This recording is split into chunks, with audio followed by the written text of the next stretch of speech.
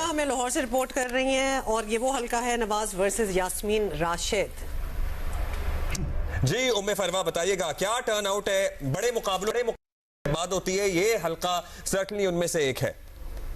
जी मैं इस वक्त NA 130 का एक हल्का है जहां पर मौजूद हूं और ये मजंग का इलाका है और अब इस वक्त अकब में भी देख सकते हैं कि इस वक्त जो रश जो है बढ़ गया है, चूंकि 5 बजे के करीब पोलिंग का अमल रुक जाना है और लाहौरी अगर यूं कहा जाए कि लाहौरी जाग उठे हैं तो बिल्कुल ऐसा ही है और कैंप्स के अंदर रश जो है वो बहुत ज़्यादा बढ़ गया है। ख़वातीन, बच्चे, जवान सारे इस वक्त कैंप का रुख कर रहे हैं और अपने अपने पोलिंग स्टेशन पर जाके वोट डाल रहे हैं। सुबह से वोटिंग का अमल जो है वो देखा हमने काफ़ी सुस्त था और क्योंकि सबसे ज़्यादा नेट की प्रॉब्लम देखने में आई और उसके अंदर यही वजह बनी, लोगों को अपने पोलिंग स्टेशन का पता ही नहीं था कि कहाँ जाना है और कहाँ जाके वोट कास्ट करना है। तो अब जैसे ही घर के